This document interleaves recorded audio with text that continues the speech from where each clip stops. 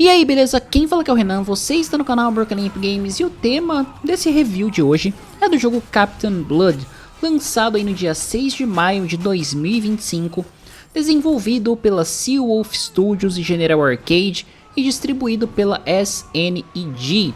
Foi um jogo que, vamos falar assim, me surpreendeu bastante porque eu não fazia ideia da existência dele. Ele, ao que tudo indica, até onde eu pesquisei, ele foi projetado para ser lançado ainda no 360, na época do 360 Play 3, no ano de 2010, mas o projeto foi cancelado, passou por muita coisa, e agora o jogo foi para as novas mãos e foi publicado, o que eu achei bastante interessante. Antes da gente falar de qualquer coisa, vamos trazer um contexto do que o jogo se trata e suas mecânicas básicas, para depois a gente partir para o que eu achei realmente do jogo, porque ele traz sentimentos bastante contraditórios, sabe? Vamos falar assim, no mínimo, pelo seu formato e quando a gente compara com os jogos lançados atualmente. Bom, Captain Blood, a gente vai assumir o papel desse pirata, e a história realmente não tem muita profundidade. O Captain Blood, ele é um pirata sedento por ouro e que vai atrás disso cumprindo algumas missões, né? No começo do jogo nós temos ali um comendador espanhol que tem sua filha sequestrada por um outro pirata, e aí ele acaba oferecendo essa recompensa para o nosso protagonista, que está em uma ilha ali na região da Inglaterra, e essa ilha acaba sendo atacada por espanhóis, ele invade, esse comendador tá preso, etc, e aí a história vai se desenrolando a partir daí. Como eu falei, a história ela não tem profundidade, então ela não sai muito disso, então o rumo do nosso personagem é uma linha reta, você vai ali, resgata a moça, você vai encontrar um outro personagem, e assim se desenvolve em uma batalha de piratas ingleses contra espanhóis.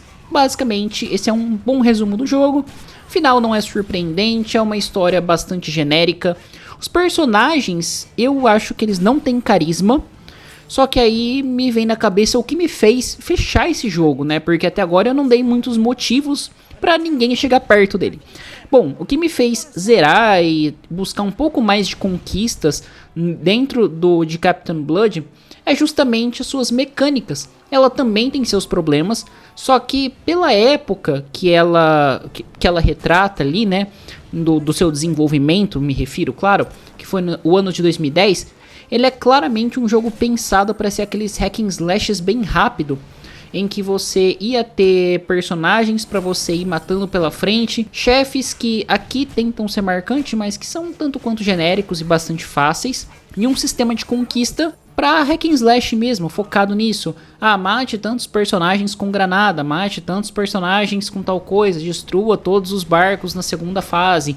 Então, assim, é um jogo que numa primeira run você consegue fechar ele ali numas 4, 5 horas, explorando bem e ainda pegando ali pelo menos um pouco mais da metade das conquistas se você ficar atento, sabe? Então é bem tranquilo, acho que tem uma galera que curte esse viés de jogar para pegar troféu, para pegar conquista, seja em qualquer plataforma que você joga.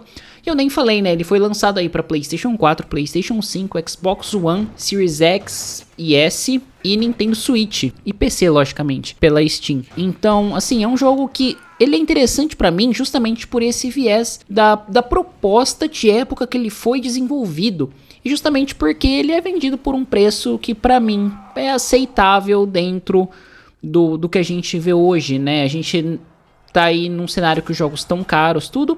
O jogo ele oferece uma experiência razoavelmente interessante, que em partes pode te estimular a jogar uma segunda run no jogo para você pegar mais conquista e tentar miletar o jogo ou platinar o jogo. Então ele tá aí num preço aceitável. Por exemplo, na Steam você encontra ele por cerca de 60, 70 reais, enquanto que nos consoles você encontra ele na casa dos 70, 80.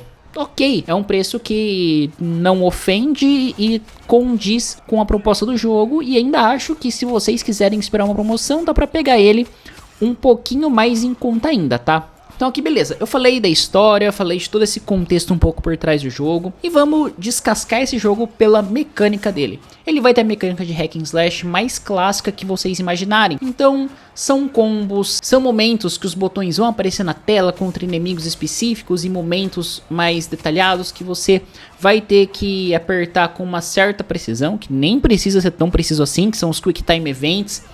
Então assim, no geral é isso que o jogo vai te entregar, é aquela experiência mais clássica e crua que você imaginar de um hack and slash linear. Então assim, não coloquem na cabeça um Darksiders 1, tá? Mas é um pouco menos que isso. Visualmente, o jogo é datado, logicamente, pela sua época. E assim, tendo em vista que ele foi lançado em 2005, pensado naquela ideia do 360, PlayStation 3, eu achei interessante. Porém, eu acho que se fosse um pouquinho mais trabalhado, o visual do jogo poderia melhorar. E com isso, algumas interações, porque a gameplay dele é funcional. Não é tão desafiadora, acho que nem é essa a proposta. Você vai começar a dar seus combos, matar os inimigos e etc. Só que, por exemplo, quando você vai tentar pegar o objeto, muitas vezes você tem problema de colisão. Você tem alguns problemas com bloqueio. Por exemplo, mesmo bloqueando, o seu personagem vai tomar o golpe, vai quebrar o combo que você está realizando ali. Então, esses pequenos detalhes de gameplay, ele é um pouco problemático em alguns aspectos.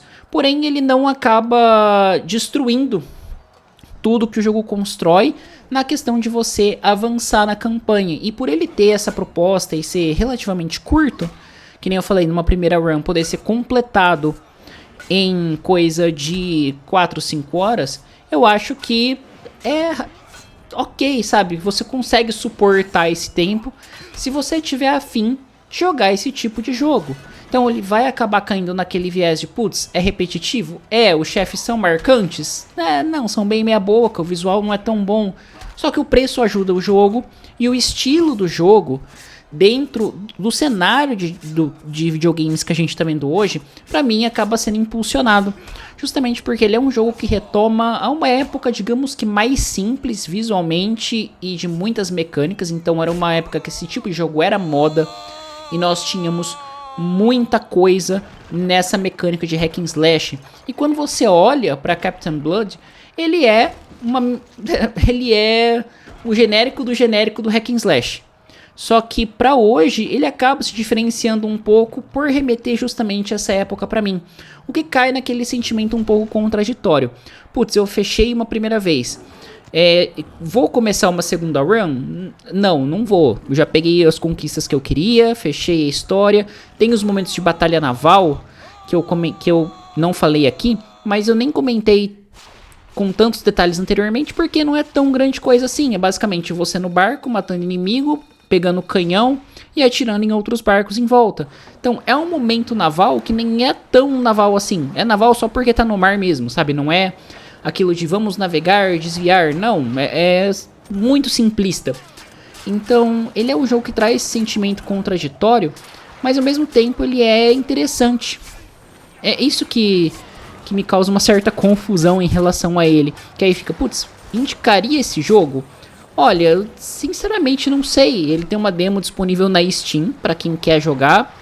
Se eu vier escrever uma review dele pro Mega, eu fico extremamente em dúvida, porque ao mesmo tempo que eu acho, ele é meio bugado em algumas interações, mas ele de forma geral é funcional, sabe? Ele é aquele jogo extremamente mediano, um pouquinho abaixo de mediano, que eu colocaria como um jogo que não ofende. Ele tá aí, ele veio, e ele acabou chamando muito mais atenção, acredito que pelo tempo que ele foi cancelado e do seu lançamento agora, do que pelo seu conteúdo em si. Então, fechando o vídeo, porque eu sinceramente não sei mais o que falar, visual meio genérico, música genérica, personagem sem carisma, mas eu acho que vale a pena, por mais contraditório que isso soe, é um jogo que eu acho que vale a pena dar uma chance pra ele, porque ele é minimamente interessante e ele é um tipo de jogo que hoje em dia a gente não tá tendo mais tanto contato assim. Hoje em dia os jogos de hack and slash estão tendo uma pegada muito mais Souls-like, uma pegada muito mais, nossa, olha como sou difícil. Então ele traz um arzinho simplista que vai trazer uns momentos bastante divertidos pra gente. Então eu acho que jogar ou não, logicamente fica a critério de cada um. Se puder esperar uma promoção, pegar ele o valor mais baixo possível, ou se você quiser pegar agora, perto de uns AAAs ou outros jogos, ele não tá tão caro assim, pega aí, mas dá uma olhadinha no jogo e vê se faz o seu tipo, se você era daquela época também, que eu acho que vai ter impactos diferentes, ou se você é mais novo e quer experimentar esse tipo de jogo, vai lá. Eu acho que vai ser uma experiência interessante, né, de forma geral. Mas bom, gente, é isso aí, vou ficando por aqui, espero muito que vocês tenham curtido o vídeo. Foi bastante contraditório, mas é porque pra mim esse jogo trouxe justamente esse sentimento contraditório. Eu acho que fica bem a cargo de vocês mesmo, tá? Mas bom, gente, é isso aí, se inscreve no canal, ativa o sininho, dê um joinha que ajuda bastante na nossa divulgação. E nos comentários fala aí o que você achou de Captain Blood, se você já jogou, qual plataforma você jogou. Sugestões para futuras temáticas são sempre muito bem-vindas. Bom, é isso aí, muito obrigado e até a próxima.